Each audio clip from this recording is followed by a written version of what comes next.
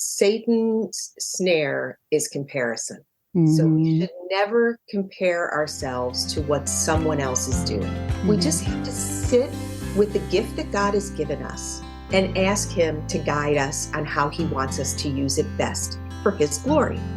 Hey, y'all, I'm Kim, host of Book Marketing Mania, and I'm so thrilled you're tuning in today as my guest is my sweet friend, Michelle Layer Rahal, author of Are You Listening? A Guide to Recognizing and Responding to God's Voice. Michelle and I met recently through a collective mastermind within the Called Creatives community. And if you're not familiar with Called Creatives, that's the incredible membership community founded and led by Lisa Whittle and Allie Worthington.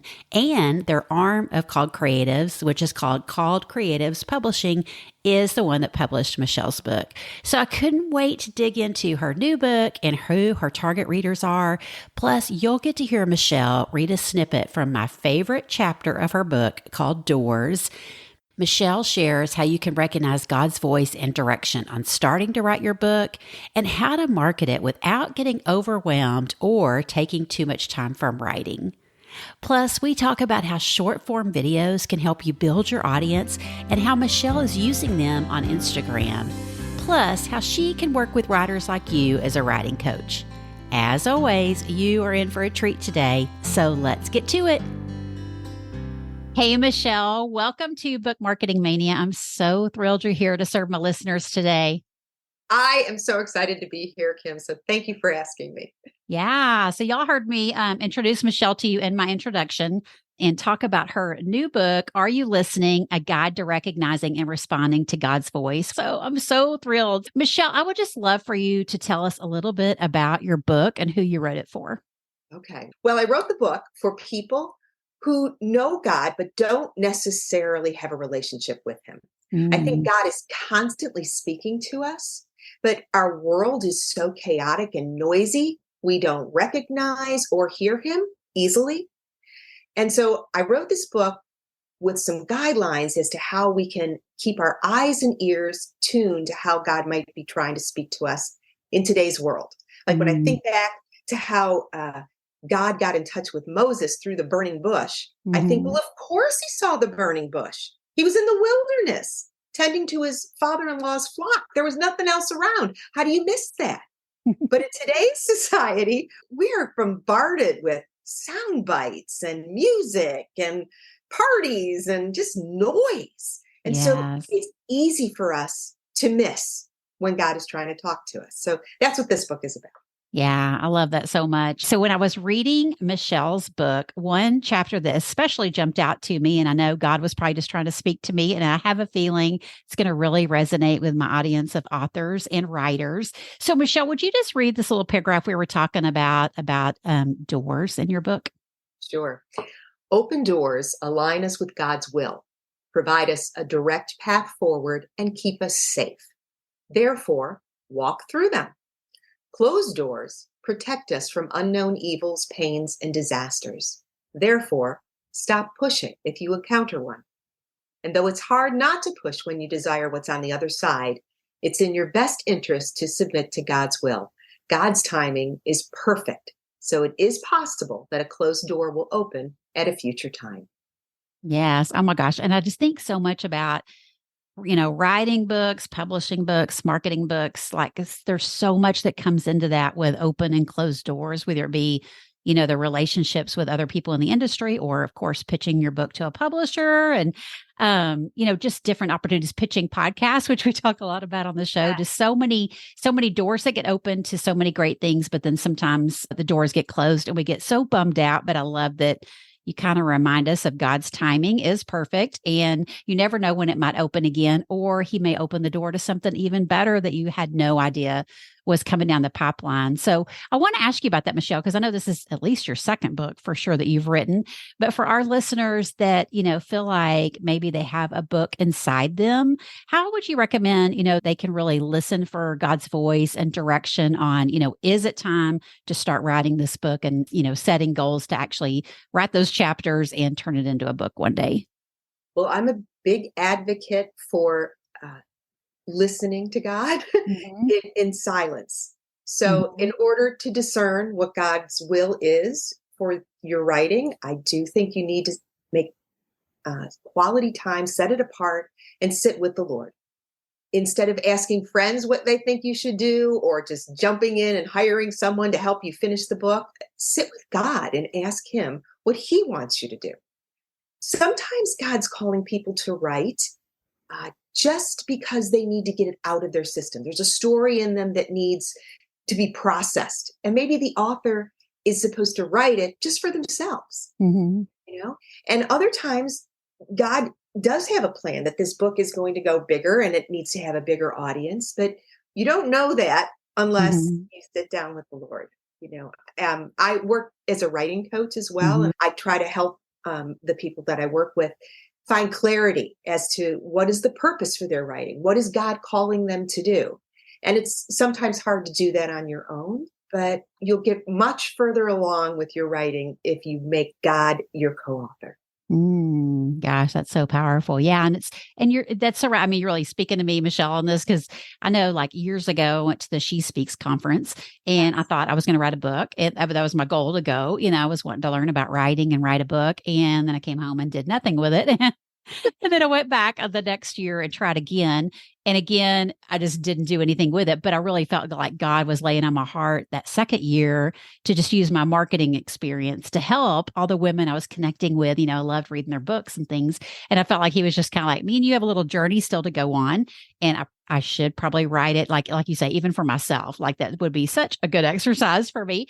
But yeah, he may not be calling you to write it publicly, but he might be calling you to write it privately. And then maybe again, that might be a door that opens later on for it to be public and help other people. So I'm so glad you talked about that and about your coaching, because I know we're going to touch on that here in a minute. But I wanted to ask, you talk about hearing his voice in the quiet, which is so hard, right? With so many things, like you're saying, we get bombarded with, and it's really hard to find and make the quiet time. I mean, you definitely have to have a discipline for that. But I want to ask you, because I know this was something that I really struggled with when I was really trying to strengthen my relationship with the Lord, was just, does that quiet time, quote unquote, quiet time, have to be like first thing in the morning?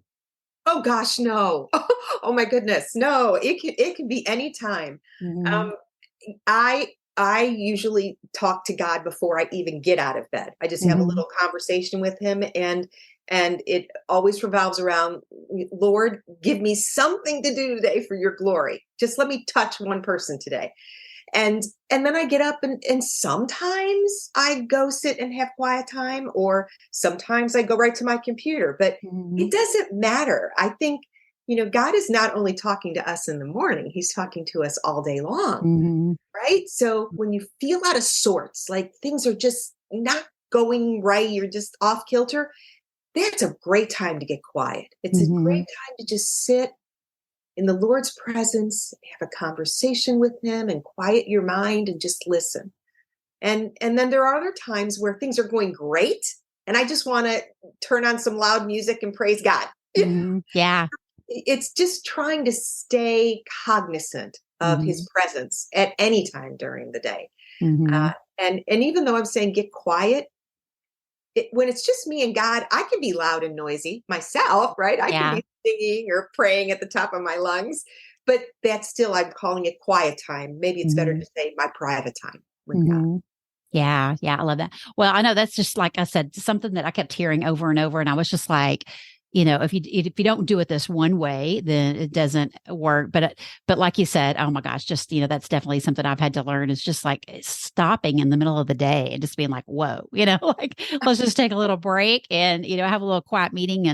And like you say, like, it's not that everything has to be quiet, but you are kind of quieting your mind so you can hear from him and not, give in to all the things around you. But he's just there at our sides all day long. And I know that's something that I had to learn and have to remind myself of when things get a little crazy. I just want to add to this.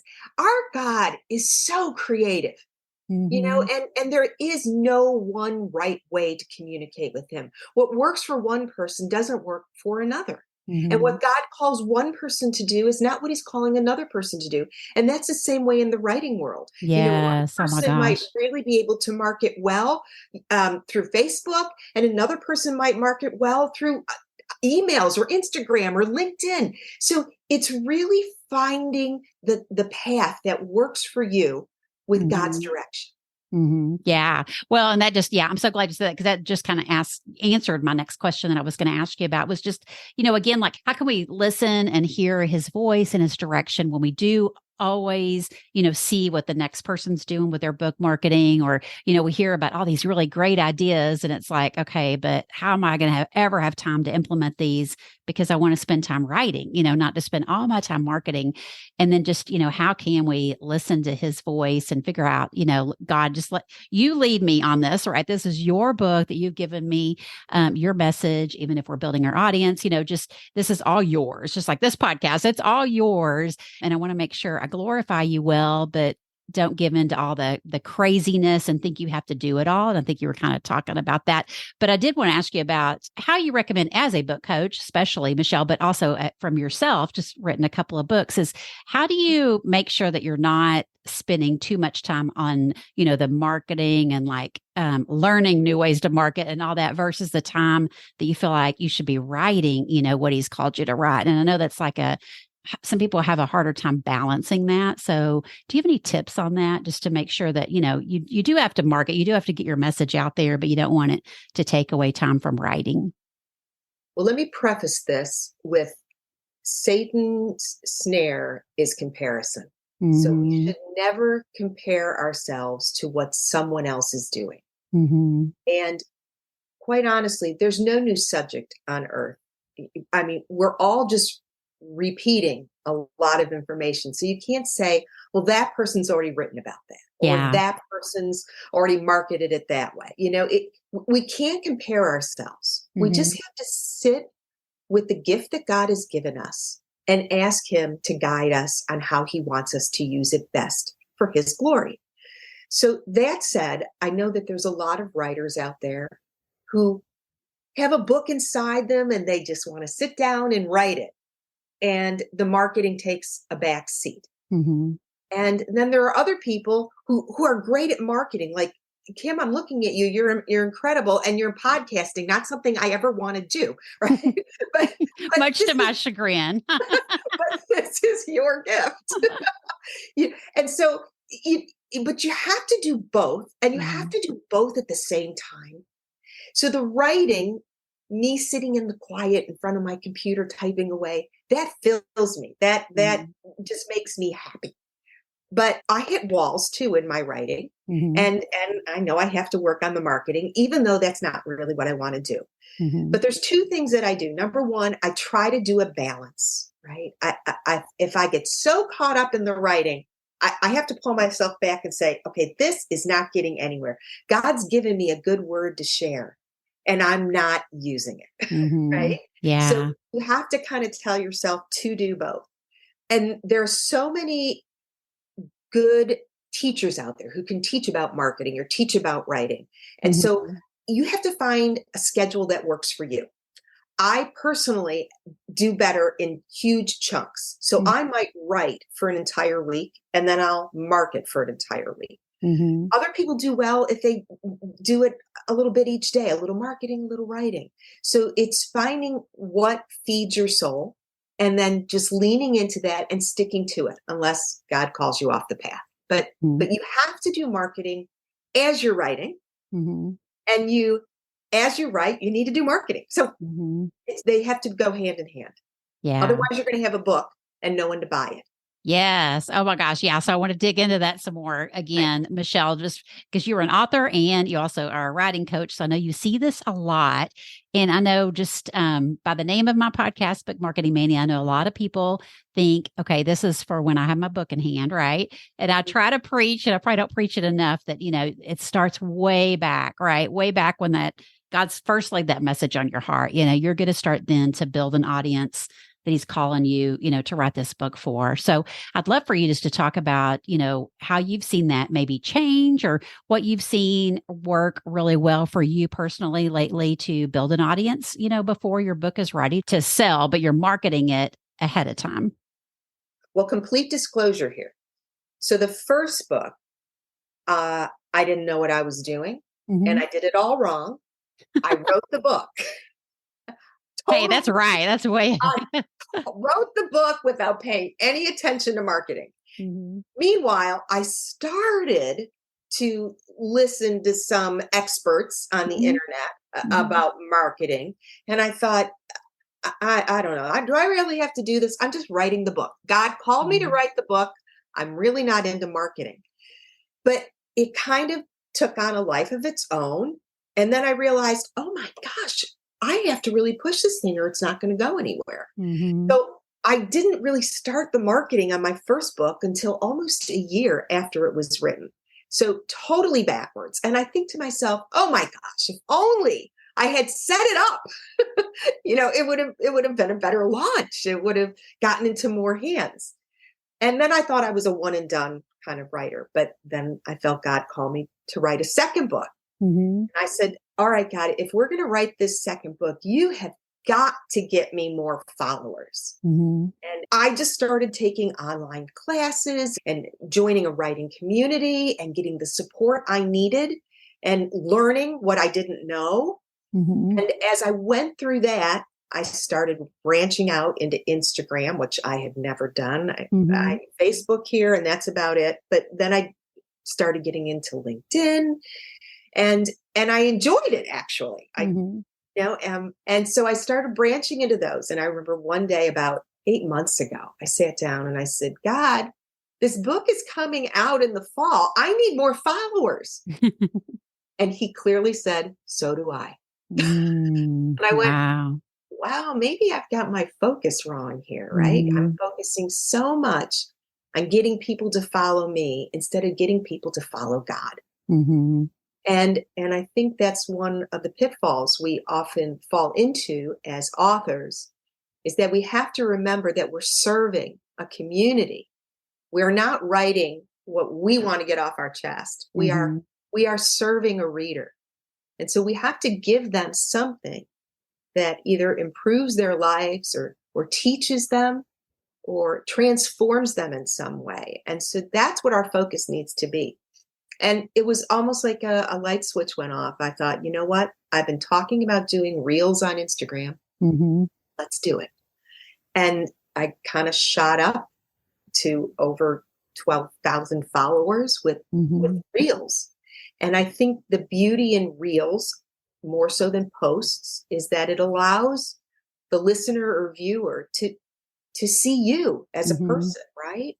And they can identify with a person. You don't really identify with a post. Right. Yeah. Stagnant image, right? And so I have found that the more I communicate with my audience and try to provide something that helps them in their walk with God, and the more that I give to them, the more they give to me, and the more I feel like God is being glorified through my work. Yeah, you do a beautiful job of that, Michelle. And I know, like, especially there was one video that went crazy viral and got, over 1 million views and probably still racking them up. So that kind of got my attention, right? I was just like, oh my gosh, I need to go see what you're doing on, Instagram Reels.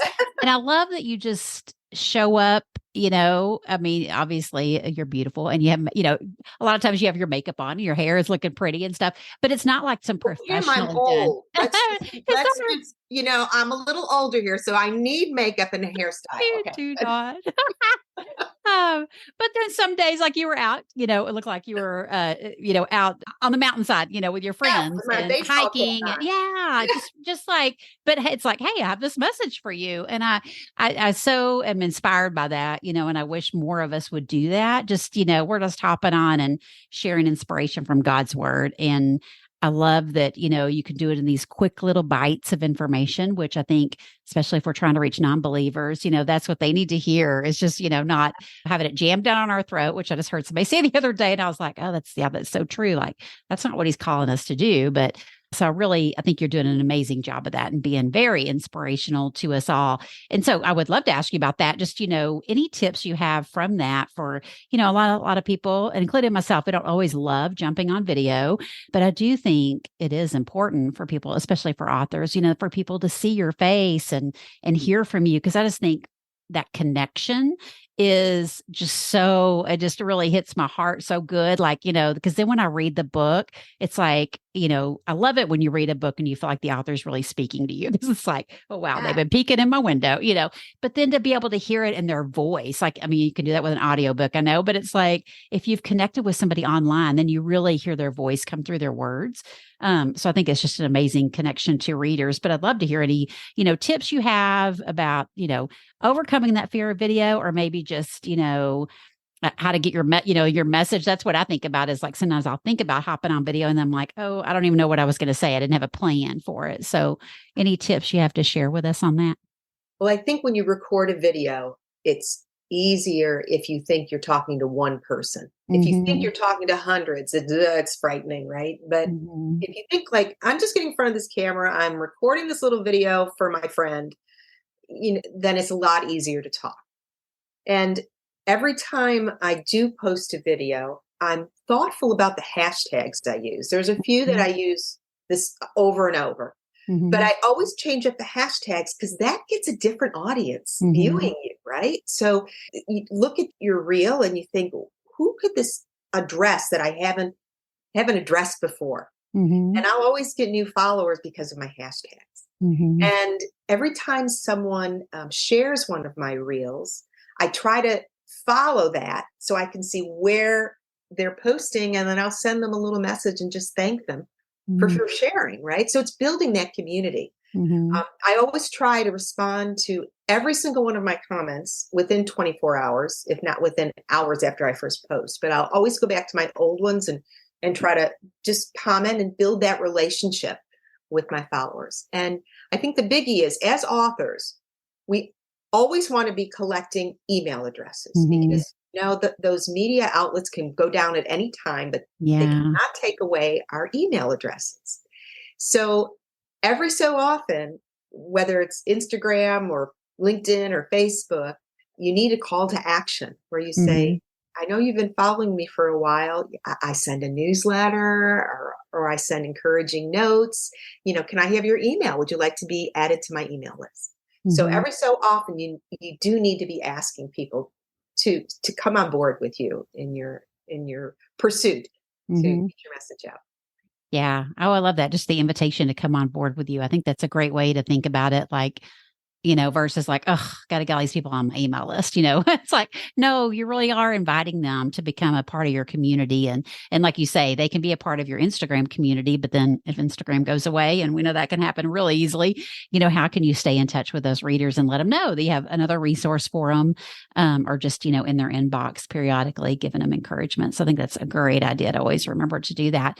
So let's talk about you as a writing coach, Michelle. Can you tell us how you work with writers? Well, they usually come to me knowing that they want to write something. And most of them actually come thinking, I have to write a book. But as I said earlier, it might not be a book. It might be an article. It might be a post on someone else's blog. It might be just short little clips on Instagram. And it might, once again, it might be just for yourself. So as a writing coach, I help the client clarify their purpose and their audience. And together we talk about what is the advantage of writing this for the masses or for yourself. And then we set out a plan. We lay out a map of how to get to their final goal. And we set up milestones along the way to reach that. And then they're launched. And that's about it. With a writing coach, it's I'm just helping them find clarity so that they can accomplish the goal that God is calling them to reach. Yeah, that's so beautiful. So, hey, Michelle, specifically for your Instagram reels, how do you decide like what content you're going to share? Like, do you have a content plan so when you decide to get on video, this is what you're going to share? Or are you like, oh, I'm just off the cuff and I'm just going to click record and share what's on my heart? Oh, I plan. But I'm not a long-term planner. I only plan 1 week out. Yeah. Oh, okay. Good. Yeah, I try to stay relevant. So my ideas are usually from my own experience. Like, for example, I recorded a reel on what do you wear to church? Oh, yeah. I was at church and someone said something about what a person was wearing. And I thought to myself, who cares what they're wearing? They're in church, you know? And then there are other times where I get my ideas from the comments that my followers will write, because they'll often ask questions. Or I recently posted about a person who said, I understand that idols distract us, but how do you know if it's an idol or not? So I just made a post on idols. So Yeah. I get a lot of my ideas from my followers or just from my personal experiences. And I try to record 3 a week. I post them every Tuesday, Thursday, and Saturday. And I'm trying to record 4 a week so that I'm always ahead of the game. Yeah. Yeah. And there are times where I'm a very opinionated person, by the way, Kim. Yeah. So there are times when I'll record one and I'll think, oh, this is not so loving. God, is this of me and not of you? And then I'll, watch it. And there's been times where I've recorded stuff and said, no, this is for my own glory and not God's. It's gotta go. No, that's great. Yeah. To get ahead on the schedule. And I'm glad you said about, you want them to be timely. So I know sometimes we can batch ahead on things like that. And then we just kind of get on our rut of like, oh no, this is the order it goes in. And then you forget like something, you may get something laid on your heart. And you're like, oh, wait, no, I need to do a video on this. Like this is, I want this to go in there, and being flexible with that. Yeah. It's so good. So yeah, you do an amazing job with that. Well, this has been so good, Michelle. And I would love for you to tell everybody where they can connect with you online. And I think you had a free resource you were going to mention. Oh, sure. Yeah. Online, I'm at Michelle Layer Rahal.com, which is Michelle with 2 L's, middle name Layer, Layer, Rahal, Rahal.com. And on Instagram, I'm at Michelle Layer Rahal. And on my website, on the page for coaching, there is a link there for a freebie that is 9 things every aspiring faith-based author needs to address while writing. I kind of said earlier, you need to be marketing while you're writing. So that's for aspiring authors. They can download that freebie there. Oh, good. Yeah. I definitely encourage everybody to check that out and hit up Michelle for some coaching if she can help with you with whatever writing project you have. And I'll be sure to put a link to everything in the show notes. And Michelle, this has been so good. I'm just so thankful for your time today serving my listeners. I am so honored to be here. This was so much fun. Thank you, Kim.